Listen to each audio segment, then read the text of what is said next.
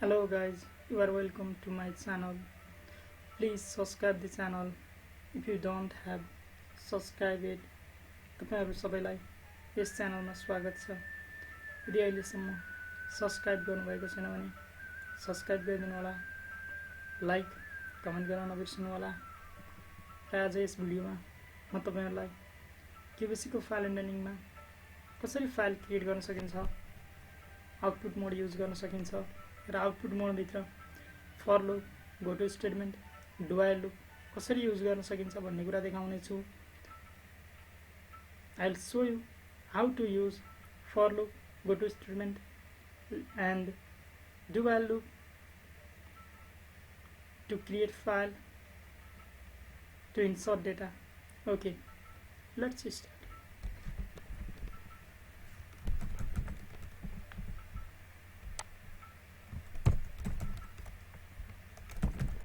Open std.dat open गर्छु। मैले एउटा stdss.dat भन्ने डेटाबेस फाइल स्टार्ट गर्छु। फर के को लागि, आउटपुट मोड को लागि, as my file number, what is the file number, saf1. okay, now cls clear my screen. Now input records of students, enter your name and dollar variable use गरी मैले name store गर्नको लागि input enter your class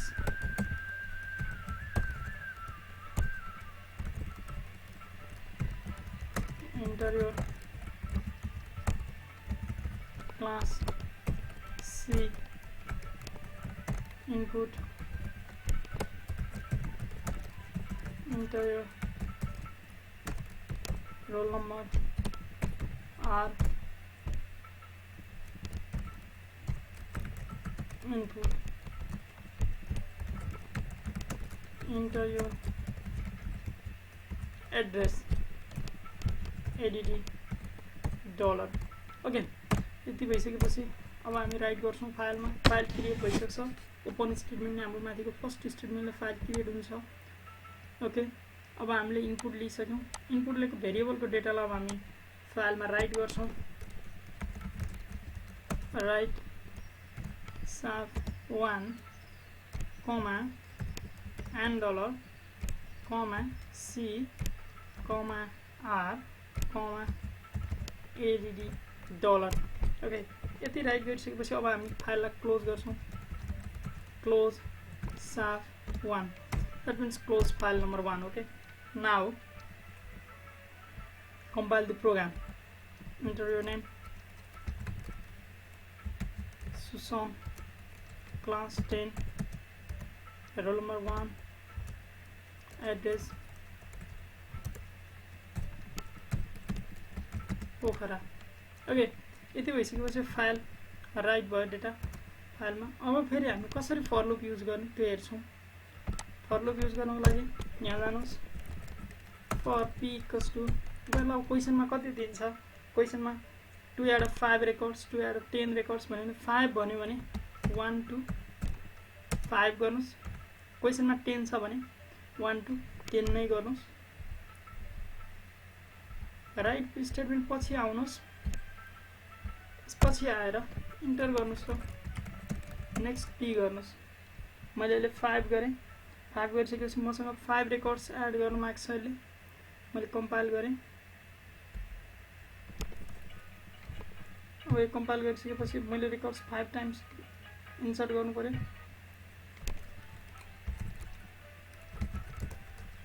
class 10, roll number 5, address ptr, फेरि name माग्यो। अब फेरि मैले दिनु पर्यो सन class 10, roll number 5, address ptr, name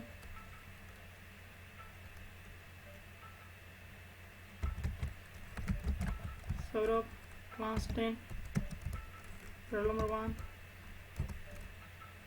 address, PKR,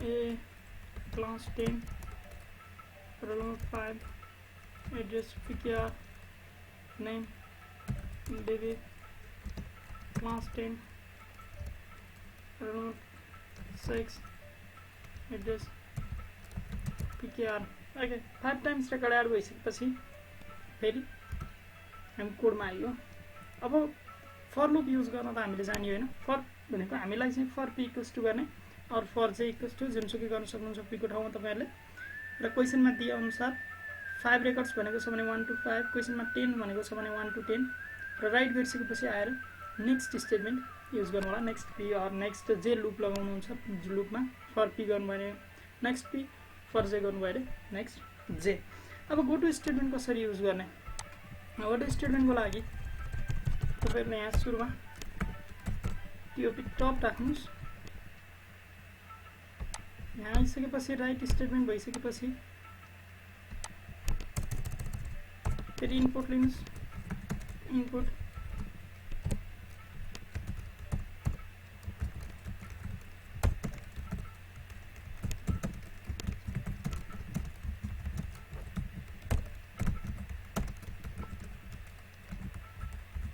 Do you want to add more records?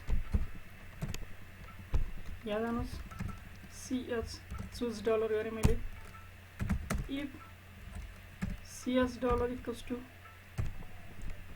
यहाँ माथिपट्टि गएर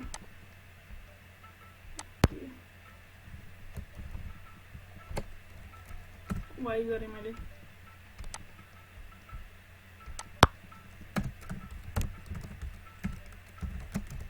then go to top हुन्छ एकछिन गरी एडिट गर्नुस् y ओके यति भइसकेपछि अब यहाँ तपाईहरुले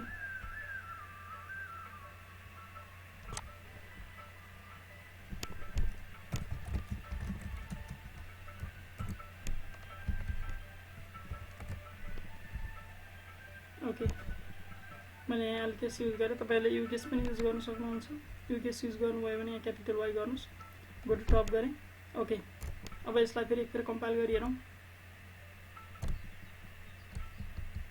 एलकेस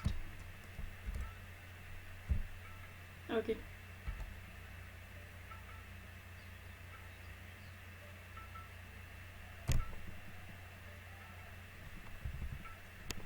C dollar equals to LKS dollar of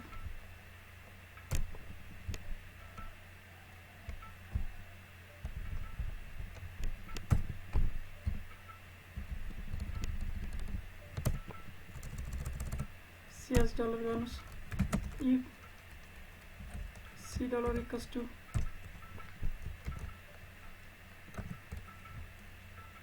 Y bonus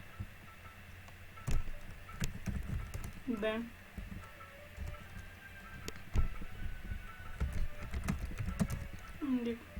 यो गर्नुभयो भने तपाईहरुलाई बुझ्न सजिलो हुन्छ हैन भने माथिल्लो स्टेटमेन्टमा गर्नुभयो भने नो प्रब्लम मिल्छ जसरी गर्न पनि हुन्छ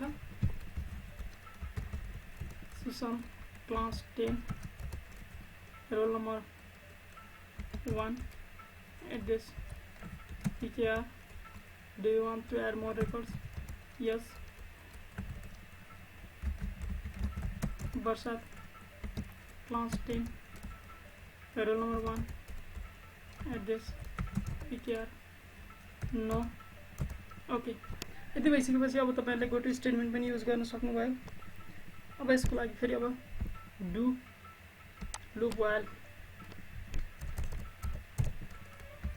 डु माथि गएर डु गर्नुस् अब यहाँ आएर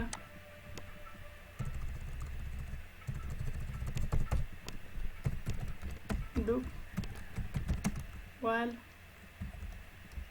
C dollar equals to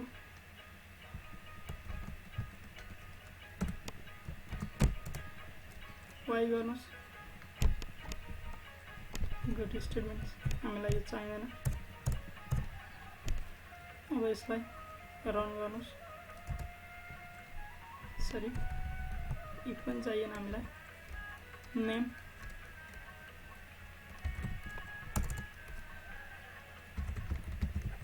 SSL class 10 roll number 1 address pkr add more records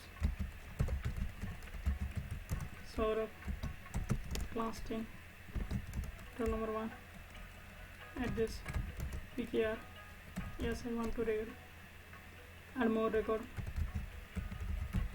Barsat class 10 roll number 1 address pkr okay I didn't want to add more records okay यसमा हामीले तीनटै for loop Goto statement and do while loop the loop पनि use गर्यौं okay thank you for watching video don't forget to like comment and subscribe our channel then don't forget to comment us thank you so much thank you again